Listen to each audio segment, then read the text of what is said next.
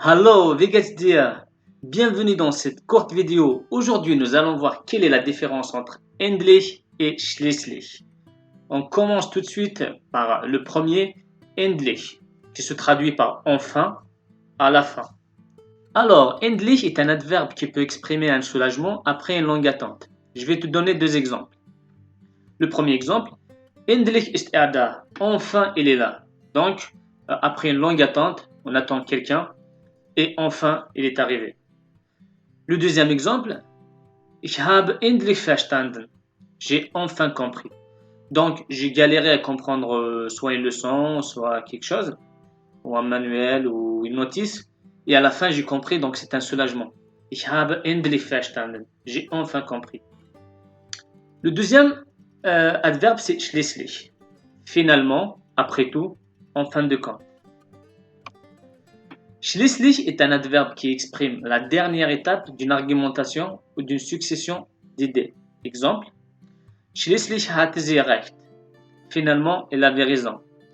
Donc, par le passé, il y avait un débat ou un doute par rapport si cette femme avait raison ou pas, mais à la fin, ils se sont rendus compte qu'elle avait raison.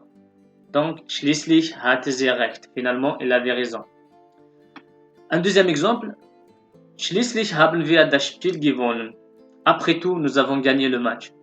Ici, on peut supposer qu'un journaliste qui pose une question à la fin du match à un attaquant lui dit tu as raté beaucoup d'occasions, est-ce que tu n'es pas frustré? Il va dire non, l'essentiel, on a gagné le match. Après tout, nous avons gagné le match. En fin de compte, nous avons gagné le match. Donc, c'est ça le plus important. Voilà, j'espère que ces exemples t'ont aidé à un peu comprendre la différence entre endlich et schließlich. Ce qu'il faut souligner aussi, c'est que en Allemagne, les Allemands n'utilisent pas trop schließlich, surtout à l'oral. Ils utilisent plutôt endlich. Donc, dans les deux cas, ils utilisent endlich.